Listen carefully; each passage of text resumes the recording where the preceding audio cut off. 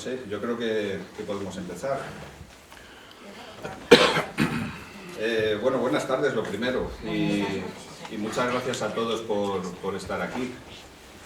Como con la otra novela haré más presentaciones en más sitios, pero bueno, esta es la que hago en mi casa, en Toro, y para mí es muy importante que la sala esté pues como está, ¿no? La verdad que es un verdadero halago, así que muchas gracias a todos por venir.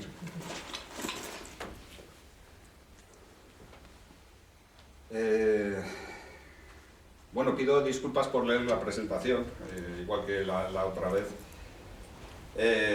Como dije en la del anterior libro, la oratoria no es lo mío y prefiero que no se me quede nada en el tintero y explicar todo lo que quiero contaros sin irme por las ramas y seguro que no me daría tiempo y no lo haría bien. Habéis estado en más presentaciones de libros y sabéis que lo normal es que al principio alguien presente al que va a exponer.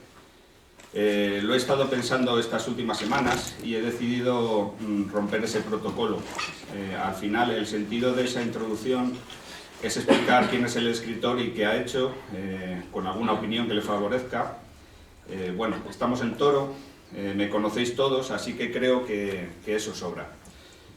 Dadas las circunstancias, me ha parecido más una manera de distanciarme de vosotros que de acercarme. Así que os presento el libro directamente, que así se os hará también un poquito más corto. Y luego, si alguno tenéis alguna curiosidad o lo que sea, pues me preguntáis sin ningún problema.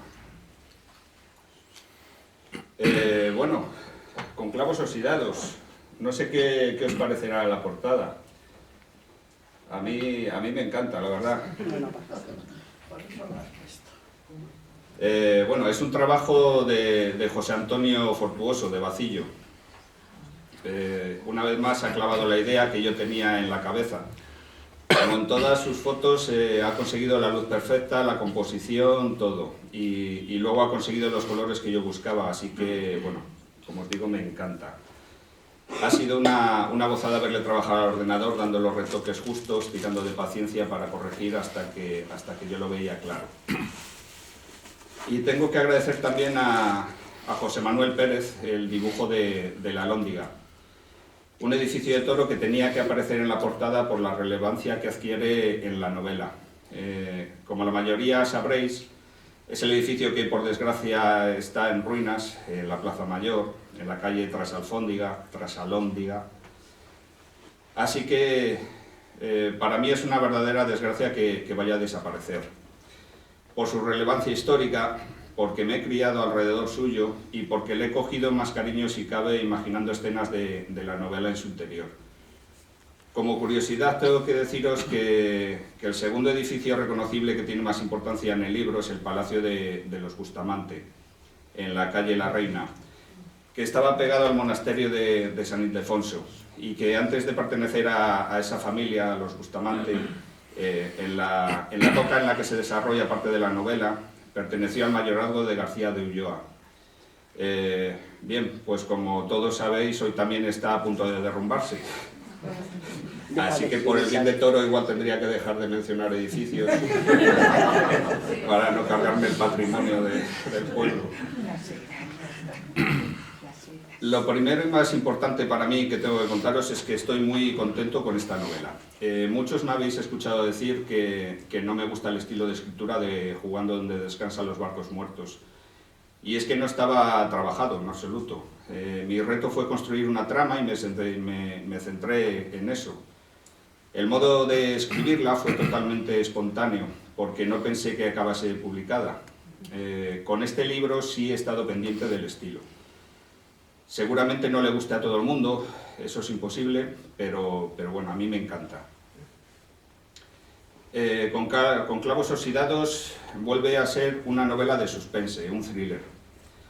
La editorial Letrame me ha comunicado que optó al premio a la mejor novela negra publicado por ellos este año, que se entrega el día 22. En fin, mi concepto de novela negra presupone otro tipo de desarrollo. Creo que con clavos oxidados es más desenfadada. Tampoco sabría cómo definirlo. Pero supongo que si se quiere encasillar en ese género, bueno, pues también se podría. Ya me daréis vuestra opinión cuando la leáis.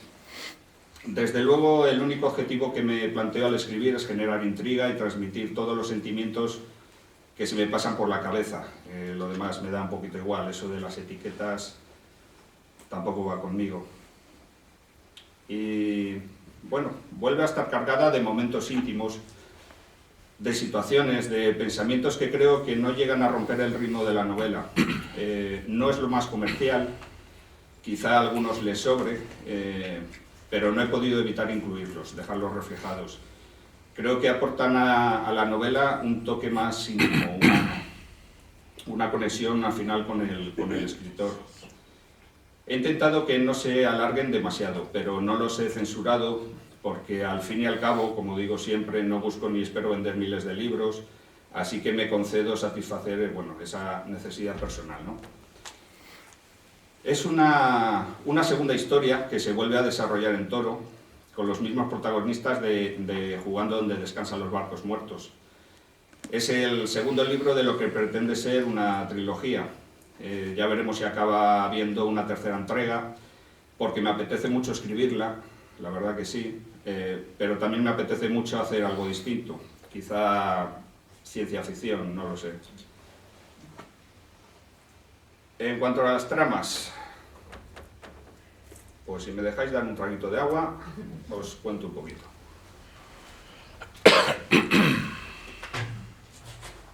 Como os digo, la trama principal vuelve a contar con Iván, Chino, Sílex. Iván, periodista en la pequeña revista que saca adelante con su padre, sale del hospital sin que se sepa qué ha pasado para acabar allí y trata de retomar su vida. Y se le presenta un suceso sobre el que escribir. El incendio de un local en el que aparece un cadáver difícil de identificar. A raíz de ahí empieza a investigar con la sensación de que todos le parecen culpables. Poco a poco se va viendo envuelto en algo más grande y preocupante de lo que podría esperar y vuelve a verse sobrepasado. Como en la primera novela, Iván sigue siendo un tipo de lo más común y vuelve a tener que recurrir a la ayuda de sus amigos incondicionales para salir del embrollo. Y vuelve a haber una trama desarrollada en el siglo XV con Salomón, el físico sefardí, el médico judío. La historia parece narrada por Iván a Gema, su vecina, como una manera de entretenerla cuando ésta se excluye de la vida que lleva a su compañera de piso. En esta trama, Salomón trata de ayudar a su amigo Guzmán, que cree que está siendo testigo de un robo continuado. El lector se encuentra con que Guzmán no sabe cuánto roban, porque la desaparición de lo robado es muy sutil. No sabe cuándo lo hacen, lo nota de vez en cuando, ni cómo lo hacen, y por supuesto no sabe quién está robando, aunque está convencido de que es una organización. En la anterior novela, esta trama histórica entre comillas, se desarrolla en 1489 y me dejó con ganas de imaginar Toro durante uno de los sucesos más trascendentales que sucedieron en nuestra ciudad, la batalla de Toro, injustamente pasada de soslayo, a mi parecer, por los historiadores. Así que ajusté la trama para que discurriese desde 1474 a 1476. En serio que es apasionante todo lo que sucedió entre las murallas y a sus puertas. A mí me ha dado por escribir, pero es que creo que alguien debería hacer una película sobre ese capítulo de Toro, que es totalmente representativo de cómo transcurrió, en general, aquella guerra tan decisiva para la historia de España. Y he querido buscar que visualicéis cómo vivieron aquel trance los ciudadanos de a pie, la gente común. Espero haberlo conseguido, porque me parece muy interesante ese punto de vista más mundano, en vez de centrarse en describir únicamente las decisiones políticas y sus consecuencias para nobles y reyes.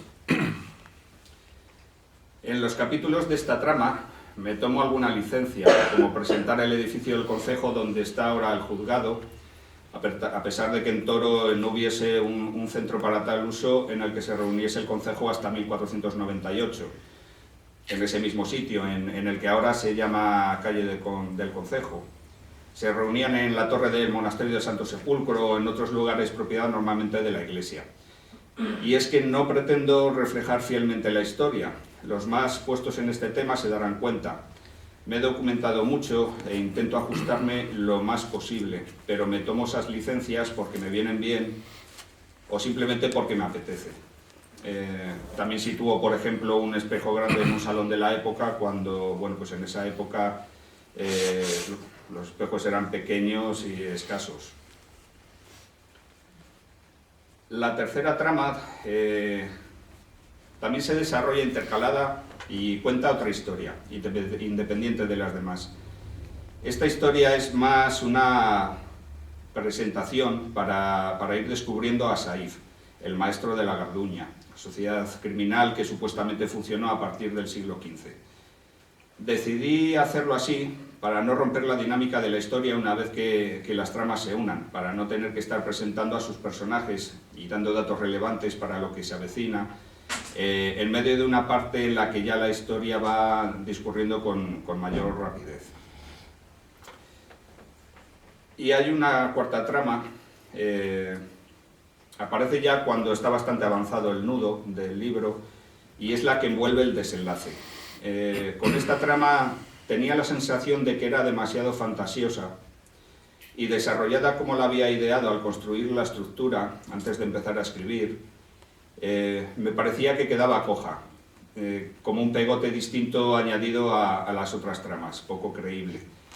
Entonces se me ocurrió profundizar en ella, darle solidez para que cogiera credibilidad, y decidí escribir un capítulo entero creando una historia con muchos datos y detalles, el capítulo 16, que ha resultado ser uno de los que más me gusta de todo el libro.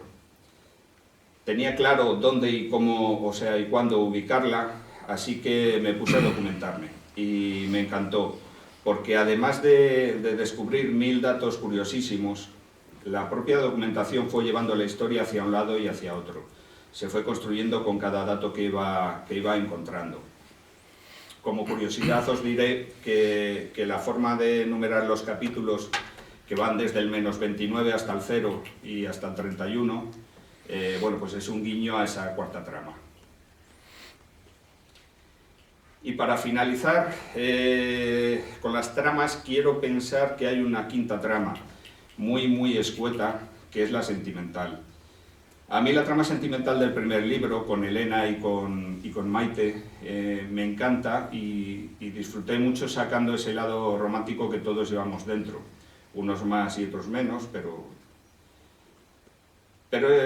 una trama sentimental tiene que tener tensión, igual que las demás. Y tal y como acabó la novela anterior, no me apetecía simplemente presentar a Iván en una relación aburrida para el lector, o meter el típico riesgo de ruptura en esa relación con Maite para conseguir esa tensión. Así que decidí tratar la ausencia de Maite, la ausencia de lo que Iván tuvo y que no tiene. Y decidí que quedara sin explicar el porqué y que quedara sin resolver. Y para compensar los cuentos de esa trama, decidí otorgarle las últimas líneas del libro, de manera que haga desear un desenlace en esa tercera parte de la trilogía. En cuanto a la estructura, pues es una novela más compleja que la anterior en todos los sentidos. En Jugando donde descansan los barcos muertos, las dos tramas principales iban en zigzag. Lo que descubría Iván le llevaba a investigar la historia de Salomón en el siglo XV, y lo que descubría sobre esa historia le llevaba a investigar en la actualidad. En Conclavos oxidados, las tres tramas principales se van desarrollando en paralelo, sin conexión aparente, aunque se pueda intuir algo. También en cuanto a la estructura, la trama de Salomón decidí contarla hacia atrás, para experimentar con otra forma de hacerlo, básicamente para divertirme. Aunque tengo que decir que entregar la información sobre un robo justo cuando debía, en una historia contada al revés, que empieza casi al final y va hasta el comienzo, y el porqué de todo, me ha resultado más complicado de lo que pensé en un primer momento. Y me ha llevado bastante más tiempo que si lo hubiera narrado con la fórmula cronológica tradicional, desde el principio hasta el final. Bueno, aún así, me gusta el resultado. Creo que aporta uno de esos detalles que diferencian unas novelas de otras. Y cuando leí esa trama de Salomón, me di cuenta de que había quedado un poco caótica. Y ahí fue cuando decidí, en vez de tratar de arreglarlo, fomentar ese cierto caos desarrollando la trama de Said también hacia atrás. Cuando ya tenía claras esas tres tramas, tuve que decidir cómo unirlas. Decidí que se unieran las tres a la vez, en un mismo punto, en el que se revela esa conexión. Me pareció buena idea poner un único punto de inflexión, en el que además se revelara algún secreto más, y orientar el resto del libro como si a partir de ese capítulo, el capítulo 0, se comenzara a leer otra novela. Porque el enfoque de Iván cambia por completo. Es un poco el planteamiento que hice en Jugando donde descansan los barcos muertos, cuando Iván se encuentra en Oña con Elena y un personaje que no había aparecido y que cambia su manera de afrontar el problema. Los que lo habéis leído ya lo reconoceréis. En cuanto al final, lo que alterno por capítulos son los protagonistas y lo que viven en distintos escenarios. Iván por un lado y Chino y Siles por otro. De manera que cuento cada uno de los 4 últimos días 2 veces. Y ya en el último capítulo continúo esa alternancia por escenas, buscando más dinamismo. Y también continúo buscando cierto caos al descolocar cronológicamente uno de esos capítulos finales. En esa ocasión y en otras, trato de desubicar al lector presentando de repente una situación que no tiene sentido. A modo de ayuda, he puesto título a esos capítulos indicando el día.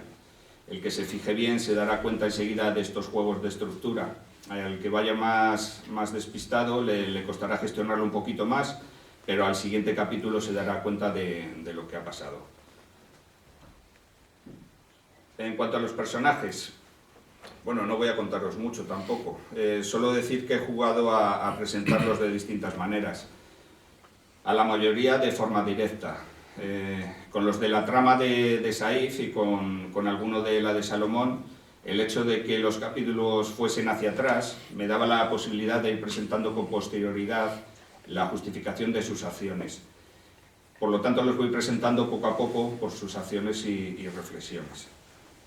Y he jugado a hacer más o menos lo mismo con uno de los personajes de la trama de Iván, a pesar de que esta sí va cronológicamente hacia adelante. Lo he desmarcado de los de esta trama, en ese sentido, presentándolo de manera muy informal, mucho más progresiva, para luego, cuando lo he creído oportuno, explicar en microcapítulos, de un modo que me pareció atractivo, sucesos de su pasado que justifican su modo de ser y de actuar. Este es el personaje que más me gusta de la novela y os vais a dar cuenta porque llega a adquirir en algunos momentos incluso más protagonismo que Iván. Y esos microcapítulos me encantan, quizá porque he jugado a hacerlos más poéticos, muy similares entre sí, para contar 3 sucesos que determinan en el pasado, bueno, pues de ese personaje, por qué se comporta de la manera en que lo hace. En cuanto a Iván, tengo que contar que el hecho de que muchos de vosotros me hayáis contado, que me visualizáis a mí a leer, me ha llevado a jugar a fusionarme con él. Iván aparece como el escritor de Jugando donde descansan los barcos muertos y va a escribir con clavos oxidados. Y a la vez incluye un capítulo en el que reflejo un sueño mío, real, un sueño en el que yo era Iván, del que me desperté a las 4 de la mañana y sentí la necesidad de levantarme y recogerlo por escrito. Y decidí incluirlo porque me pareció que cerraba perfectamente ese círculo de fusión entre Iván y yo. Y para reírme de este juego, decidí hacer un cameo. Así que aparezco en un determinado momento en clave de humor, para que aquellos que me visualizan como Iván se les rompan los esquemas. Espero que os gusten estas idas de olla porque vais a encontraros alguna más por ahí. En cuanto a estilo, Bueno, como las tramas eran independientes, empecé el libro escribiendo todos los capítulos de la de Salomón y luego los de Saif. Y aquí mi único propósito en cuanto a estilo de escritura era eliminar todo aquello que me raya cuando leo mi primer libro. Por ejemplo, el abuso de los gerundios, bueno, de la conjunción que, en fin, varias cosas. Pero cuando empecé a escribir la trama de Iván, acababa de empezar a leer Reina Roja de Juan Gómez Jurado y utiliza un estilo distinto. Al principio no me gustó, pero poco a poco me fue seduciendo por su utilización de los signos de puntuación, que me recordaba al dominio de estos que tiene Elvira Valgañón, aunque bueno, está de forma más espesa. Y decidí plantearme otro reto, escribir esta trama con ese estilo, pero llevado a mi terreno. Así que si quitamos el primer capítulo, que es en muchos aspectos un adelanto de lo que vais a encontrar en la segunda mitad del libro, en cuanto a estilo, en cuanto a caos, en cuanto a muchas cosas, fui introduciendo ese estilo poco a poco hasta que ya se hace más marcado. Ya fuera del estilo de escritura, construcción de frases, vocabulario, etcétera, pero dentro del estilo de escritor, con la trama de Saif he jugado a darle un aire Tarantino, uno de mis directores favoritos. Incluso vais a encontrar algún guiño a escenas de sus películas, especialmente Pulp Fiction, ¿no? A quien le gusta reconocerá rápidamente esas referencias. Vais a encontrar capítulos contados desde el punto de vista de unos personajes o de otros, capítulos narrados en primera persona. Incluso he jugado a escribir el final en presente, buscando que el lector sienta aún más cercana las acciones de la historia. También con el estilo de escritor he jugado a buscar ese caos controlado del que os hablaba antes. Entrego determinada información cuando me apetece. En muchas ocasiones, especialmente hacia el final, juego a presentar la acción de un personaje que no identifico. Aparecen personajes que no deberían estar juntos, o un escenario que descoloca y que no explico hasta que quiero desvelarlo. Es un recurso que me ha encantado utilizar, que a mí personalmente me suscita intriga. Bueno, pequeñas intrigas, no de trama, esas son distintas, más alargadas. Estas se resuelven en uno o varios párrafos, una página, un capítulo como mucho, y pretenden descolocar por un momento más o menos corto para que la lectura se haga de otra manera. También decir que me he abierto a expresar reflexiones sobre ciertos temas, a hacer reflexionar al lector y en alguna ocasión directamente expreso mi crítica y hasta mi repulsa de la manera más visceral. Por ejemplo, hacia los abusos sexuales, ¿no? En conclusión, vais a encontrar una novela mucho más trabajada que la anterior, con 3 tramas que espero que os enganchen desde el principio, aunque el ritmo sea más sosegado para luego ir increciendo, y un final que espero que viváis con tensión, o al menos esos han sido mis objetivos. Para finalizar ya tengo que agradecer de corazón a los que ya habéis leído la novela, a los que estáis aquí y a los que no han podido venir, las horas invertidas en leer y anotar, las correcciones, los consejos. Bueno, es un esfuerzo que nunca agradeceré lo suficiente. Gracias a vosotros, pulir el primer trabajo ha sido mucho más sencillo. El resultado, lo que el lector va a leer, bueno, pues también es vuestro. Y por último, ya que tengo la oportunidad de poder del micrófono, para los que tenéis hijos pequeños, mencionar la importancia de llevarlos al menos una vez al año a una feria del libro, o por lo menos a una librería con la idea de comprarles 1 o 2 libros. Recuerdo que cuando era un niño, durante unos años, no muchos, hicieron en Toro una especie de feria del libro en la Plaza Mayor. Y recuerdo con mucho cariño que mi padre me llevaba.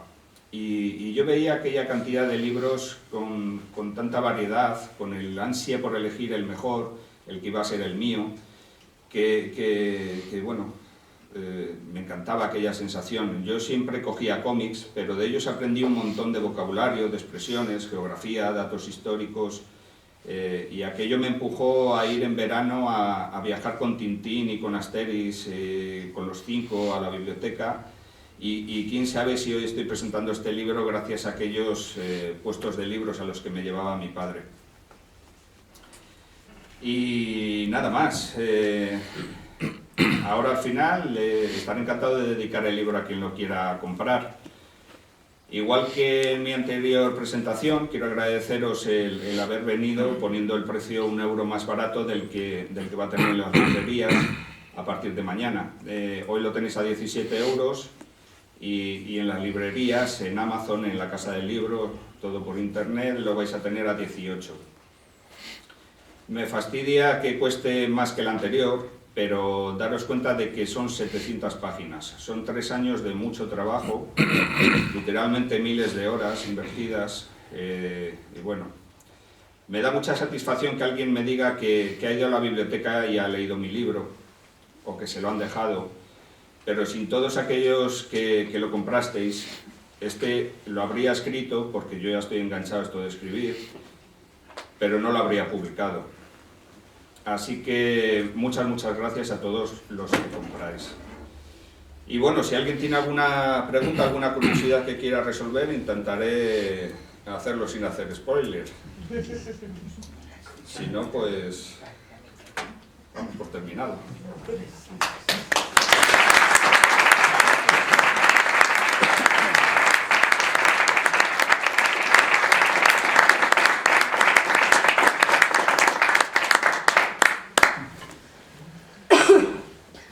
No hay dudas. Perfecto. Así acabamos antes. Pues nada, chicos.